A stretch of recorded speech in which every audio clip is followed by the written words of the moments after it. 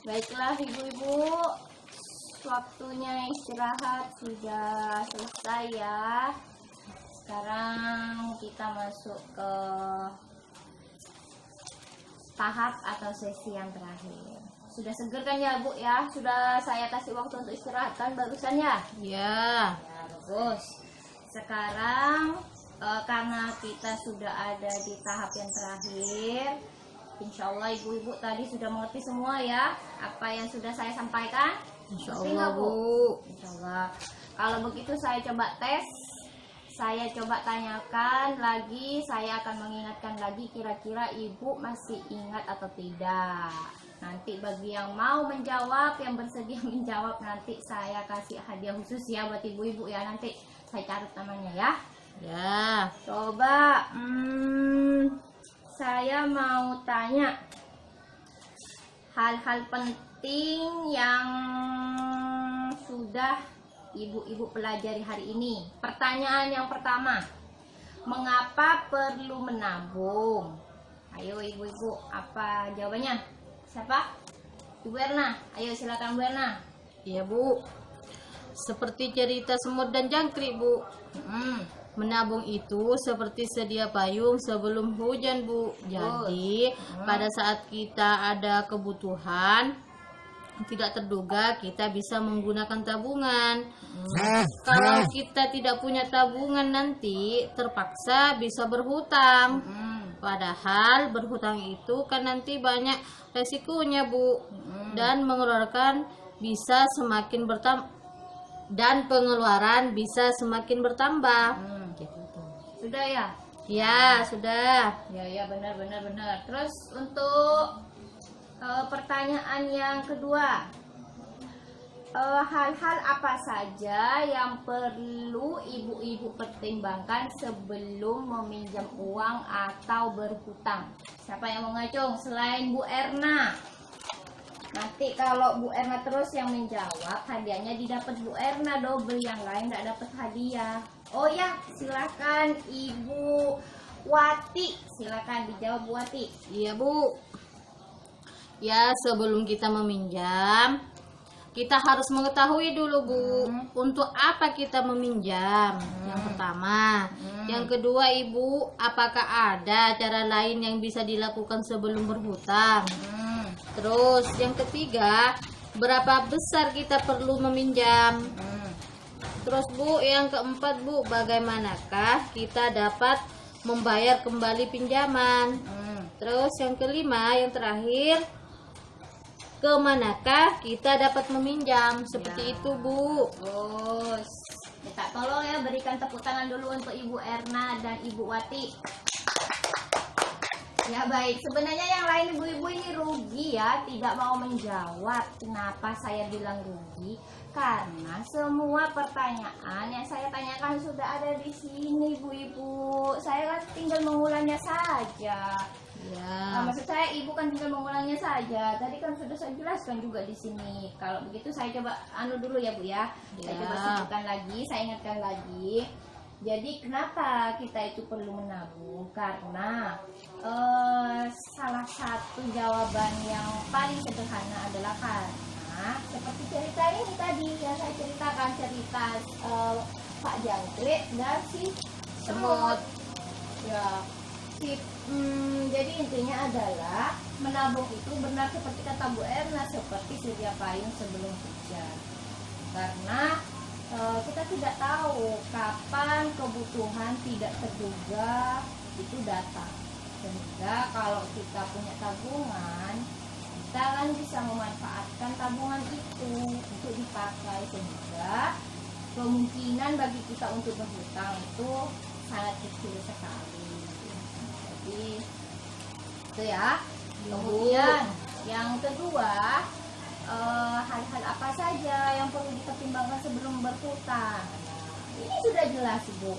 Jadi sebelum meminjam itu kita harus ingat dulu untuk apa tujuannya itu meminjam. Kemudian yang kedua, apakah ada cara lain yang dapat kita gunakan sebelum meminjam atau berhutang?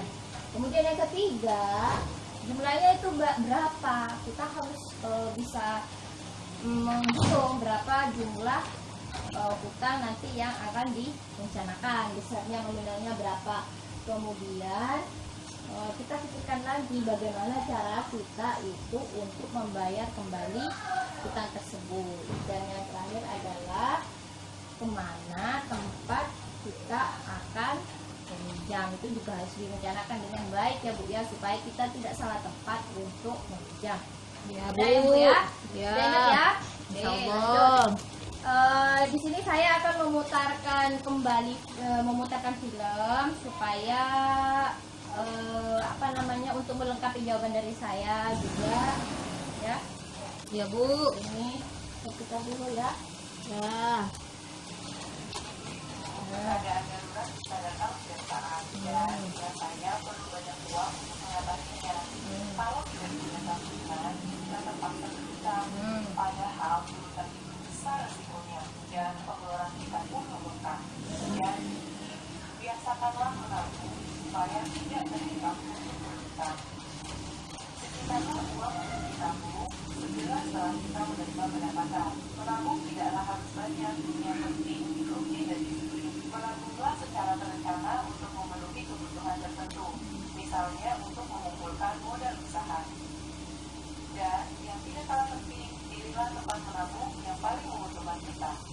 Bila kita sampai terpaksa berhutang, rencanakanlah hutang secara cermat. Pinjamlah uang hanya untuk memenuhi kebutuhan, bukan untuk keinginan. Gunakan tabungan yang ada lebih dulu sebelum memutuskan berhutang, dan sesuaikanlah jumlah hutang dengan kemampuan kita untuk membayarnya kembali. Pikirkan juga bagaimana cara kita membayar cicilannya nanti. Bandingkan dan pilihlah tempat meminjam dengan total pengembalian yang paling murah dan sesuai dengan pola pendapatan kita. Iya, ternyata hebat ya, jawaban dari Bu Erna itu sangat mendekati sama dengan seperti yang di film. Nanti saya jangan pulang dulu ya untuk Bu Erna dan Bu Wati. Saya benar-benar sudah menyediakan hadiah itu 2, ada saya simpan di sana ya. Ya Bu. Terus oke, untuk selanjutnya saya akan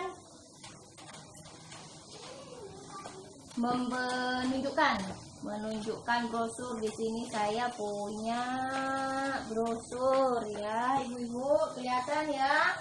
Nah, Di sini ini adalah brosur tentang pentingnya sesi ini. Yang pertama adalah kita itu harus membiasakan menabung.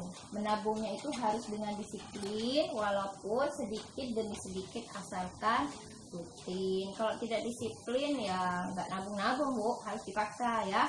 Kemudian yang selanjutnya ini adalah jika memang kita benar-benar perlu berhutang, kita itu harus merencanakan hutang itu dengan matang.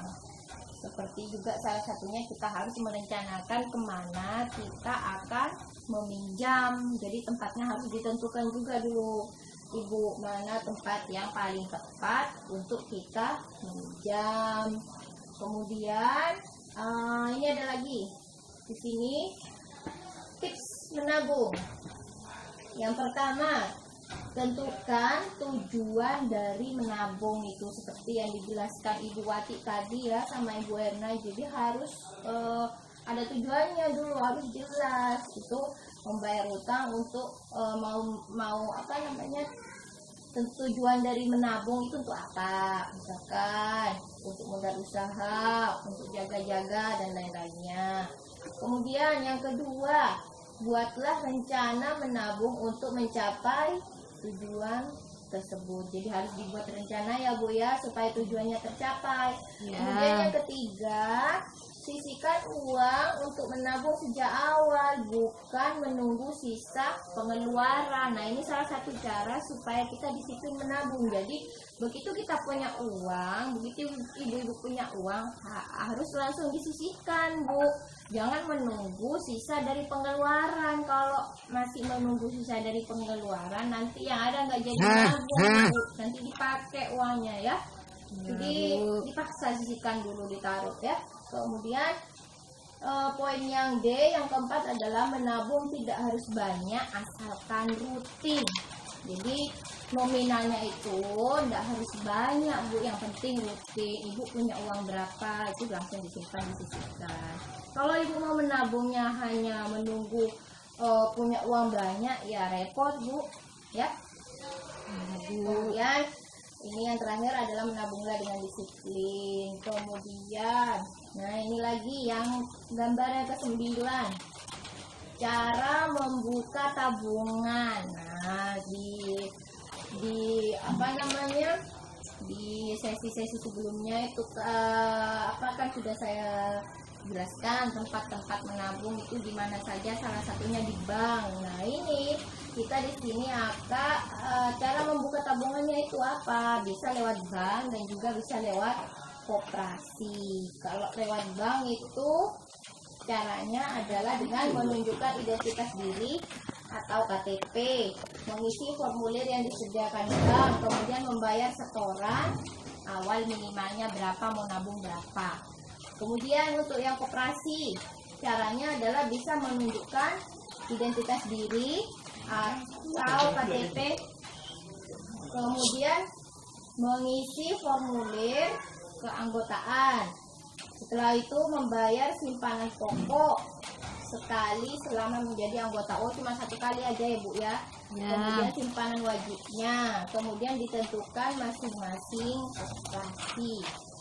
Selanjutnya ini seperti yang disampaikan tadi, seperti di flipchart ini. Jadi sebelum berhutang itu kita harus mempertimbangkan beberapa hal ya Ibu ya, seperti tujuannya untuk apa, kemudian kita cara lainnya yang bisa digunakan itu untuk sebelum berhutang itu apa, kemudian kita harus pinjam sesuai kemampuan, terus tempat meminjamnya juga harus ditentukan, dan juga kita harus memilih waktu pengembalian sesuai dengan pola pendapatan ya. Gimana Ibu? Jelas ya? Ya. Jelas. Kalau nggak jelas boleh bertanya. Sepertinya mau tanya enggak Bu? Nonton Bu. Tidak. Oh ya. Kalau sekiranya Ibu sudah paham, coba Ibu buku pintarnya dibuka ya. Di sini di halaman mana tadi ya? Dibuka halaman 19 ya Bu ya. Itu saya kasih latihan buat ibu-ibu di rumah supaya lebih lancar nanti. Ini ada di sini kasus namanya Ibu Yanti. Nah, Ibu Yanti itu mau memulai usaha jualan pisang goreng. Nah, Bu Yanti itu perlu modal 200.000, tapi nggak punya tabungan. Jadi Bu Yanti memutuskan untuk meminjam. Nah, jika usahanya sudah jalan, Ibu Yanti itu berencana akan mengembalikan pinjaman tersebut dari hasil penjualannya setiap hari.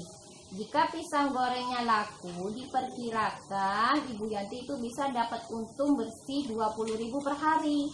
Nah, di sini nih pertanyaannya adalah Ibu harus menjawab 5 pertanyaan. Jawabannya sudah ada di sampingnya, ada poin A, B, C. Ibu tinggal jawab. Misalkan untuk pertanyaan nomor 1, apakah Ibu Yanti perlu meminjam uang? Jadi Ibu Yanti, jawaban menurut Ibu, kira-kira itu Ibu Yanti perlu nggak meminjam uang? Jawabannya ada di sini, dipilih di hari ya Bu ya. Begitu juga untuk yang nomor 2. Jawabannya pilihannya ada di sini, nomor 3 ada di sini, nomor 4 ada di sini, dan nomor 5 ada di sini. Paham ya ibu-ibu? Ya Bu. Oke.